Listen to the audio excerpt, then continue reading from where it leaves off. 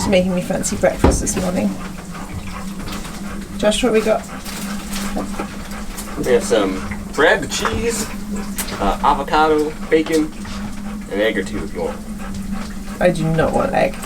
But everything else looks delicious. I'm sure someone's going to ask why Josh went digging in the trash and pulled something out again, and isn't that gross? It's for the bacon grease. It's for the bacon fat. Porter likes to help cook. Need our energy for our big crossing today. That's a pretty damn fine looking breakfast right there.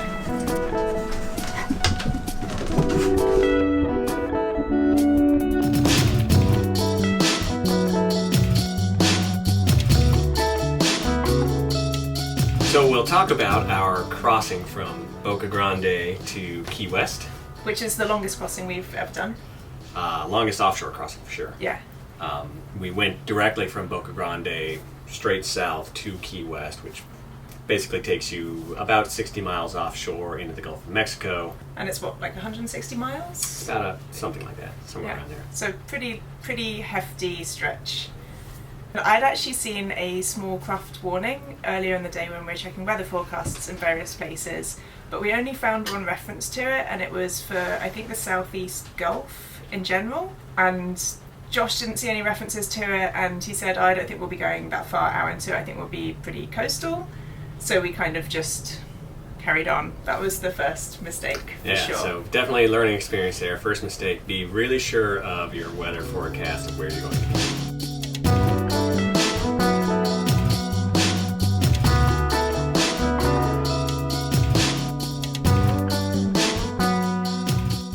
The gist of it is, we had a really hard time. It was a really, really rough crossing. We were out for 2 days. We went overnight. So it really got bad in the middle of the night.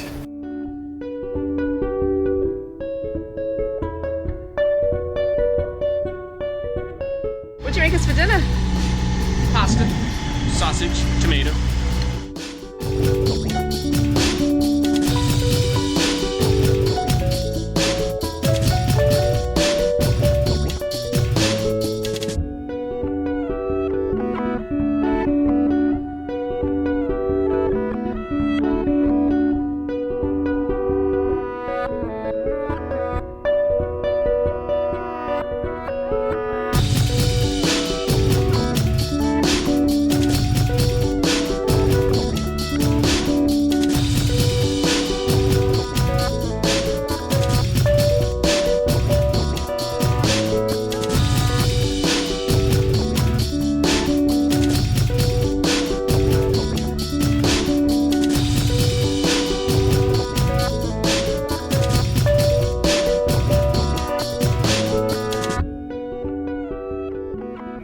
So yeah, I started my shift and there was maybe 7 or 8 knots, and Josh said to me, hey, if the wind picks up a bit, if it's sustained at like 9-10 knots, then wake me up, I'll come out, put up some sail, and we can actually sail, because we've been motoring for a long time at that point.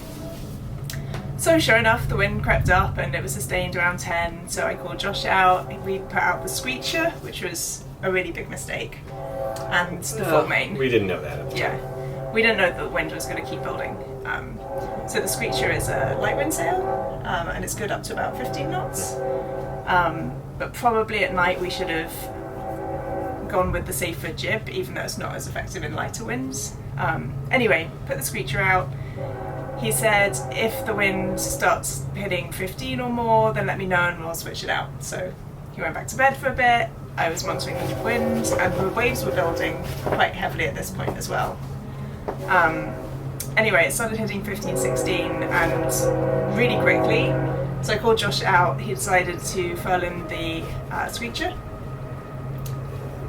When she called me out to furl it, I did furl it, but the wind was coming up still more. The seas were getting rougher. And yeah, we had like 7-foot seas by that point, I think. It came up really fast. So yeah, it was pretty much came straight up 20 knots sustained.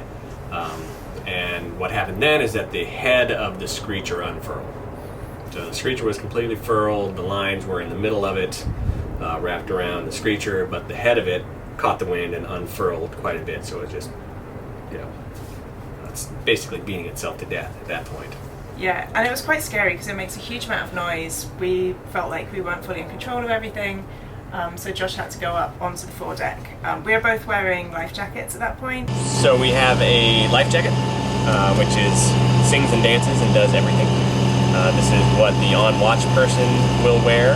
So Kate and I are trading watches for the evening. So really fancy spin lock. Got your harness and your tether. In case you need to go forward, we've run jack lines on either side. It's got a automatic AIS transponder in here, which will go off if you hit the water. It's got lights that automatically start if you hit the water. It's got this pan device, which actually sets off an alarm in the boat if it goes sort of further than 60 feet away from the boat by a Bluetooth. I think that's all of the fancy stuff on here right now. Is that a knife? And it's got a knife. What's a knife for? In case you need to cut something. Like what? Anything. Rope. Sharp. Yeah. Stuff. So when we started having trouble with the Screecher, what you would normally want to do then is either unfurl it and refurl it, or drop it to the deck. So the wind was too high to actually unfurl it and try to do that, so I tried to drop it by just dropping the halyard, which is what you would normally do. And the sail should drop, and you can pull it down to the deck and lash it down, or put it in one of the hatches or something like that. The problem was that the line was so old that it wouldn't run through any of the sheaves and whatnot. So even though I had totally released the halyard, I couldn't pull the sail down. I tried to do that for sort of 5 minutes while it's flogging itself to death, but was not able to get it down. So I ended up having to cut the halyard and pull the sail down that way. And all this is happening in pitch black. I'm at the helm, completely inexperienced sailor at the helm with big waves, big wind, and problems on deck. And my captain out on the foredeck where I can't see him. I have no idea if he's actually still up there and okay. I assume he is. He's clipped in under the jack lines, but it was quite intense not knowing what was going on really, and just having to deal with it. The crazy thing is I rose to the challenge. I was calm and collected, and I steered us pretty well, and yeah, and that was great. So we got the sail down. I was able to cram it through one of our forward hatches here into the saloon area and close the hatch down on it so that it would stay there. So we got that down, which was great. What happened next? The very next thing that happened, however, was that we almost lost the dinghy. No, I think first we tried to reef the main. Oh, The yeah. main was still full up at that point. So right. I think you put the first reef in, right? And that was okay. And then the wind was still building and building. So then it hit 25 knots, which is when you want the second reef in. Especially at night, you really want to reef early at night. So we should have done it straight away anyway. Anyway, I called Josh out to put the second reef in. Yeah.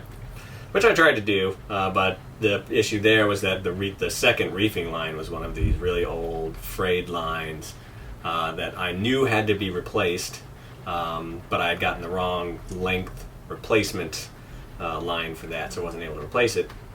So as soon as I tried to crank down the second reef, basically the line snapped, so we didn't have a second reefing line. So we had to take the mainsail down completely at that point.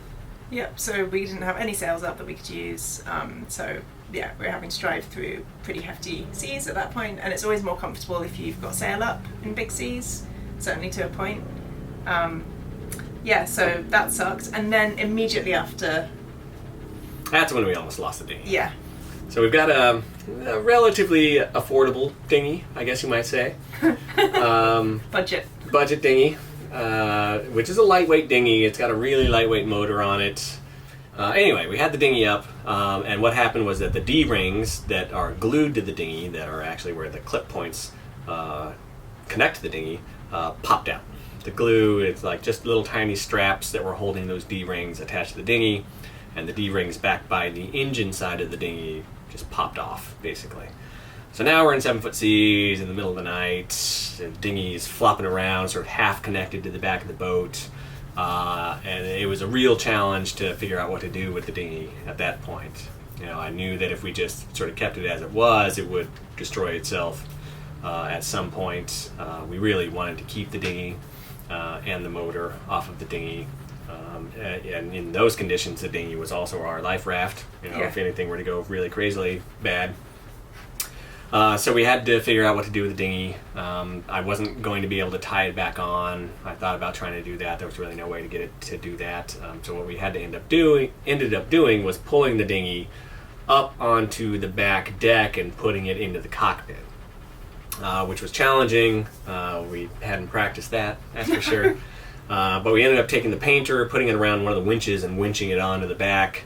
Once we had it sort of far enough up on the side deck of the boat, I was able to take the motor off, put that down, and then sort of manhandle the dinghy into the cockpit. So we managed to save the dinghy and get that into the cockpit. That was hard. That was hard work. Really tough to do at 3 in the morning in pitch black and 7-foot seas. And so, that was kind of scary. Yeah. I think that was it, the broke, right? Those were all the major breakages, and then we just had to drive through this sort of crazy Huge stormy seas. weather. Yeah, so it ends up being sustained 7 to 8 foot, and then a fair few 10-footers. There were some really big waves. I got full body soaking of waves multiple times. We had a little towel in here that would reach through and grab every so often. And just trying to stay awake was tough. We had 3-hour shifts, which was pretty hard, but you also kind of need it to be that long so that the off person can actually get to sleep and get some rest. But yeah, it was absolutely exhausting. My first shift ended at 12, but Josh had been up for most of that in the end because everything went wrong at that point. So Josh was then 12 till 3. I slept in here. I actually did get some sleep. And then my 3 to 6 a.m. shift, I was just, there was a point where I was like actually holding my eyes open like this. I think I fell asleep a couple of times and immediately jolted awake as well. That was hard. Yeah. It's a really good example of how exhausted shorthanded crew can get in, not terrible conditions. Yeah. It was challenging, but it wasn't, life-threatening sort of conditions. Yeah. But it wears on you so much with the cold and the wind and just being in constant motion the whole time. Yeah. It's really tough for a shorthanded crew to do that sort of, even 2 or 3 sort of day stints like that. It's really hard. But we made it through. It was pretty awesome when the sun came up the next day. I was fast asleep. I slept really well on my off shifts. The sun came up and we're still dealing with the huge seas, but I felt such an enormous sense of achievement. I'd always been such a nervous sailor, and I really handled it well. I was very proud of myself. You were quite proud of me too. Yeah. And we communicated really well. Yeah. And trusted each other. And it was a really, really eye-opening experience for me. I did not expect to be able to cope in situations like that, and we did pretty well. And I kind of am craving the adrenaline rush of that again. Josh has gone the other way. Josh does not want to be out in conditions like that for a long time on this boat. I want to be prepared for it. Yeah. That was it was really stupid to be that unprepared for it. Yeah. Totally my fault. So I definitely want to make sure that doesn't happen again. Yeah. But hey, it made me more of a sailor, so that's cool. Trial by fire. Yeah.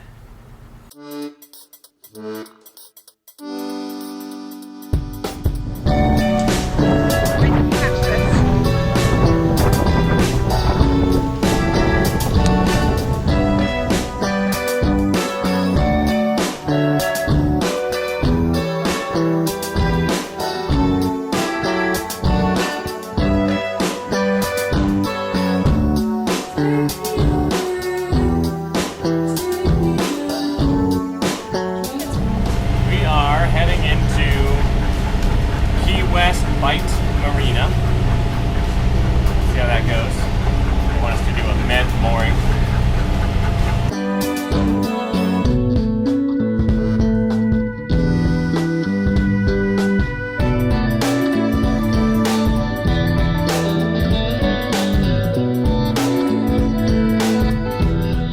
As we back in for this stern tie med mooring, you're going to have to be on the bow. Yeah. One of those lines. Your job is to loop down around whatever we're supposed to loop them around. And then tie it. Piling a bollard, something like that. And then tie it off once we're sort of in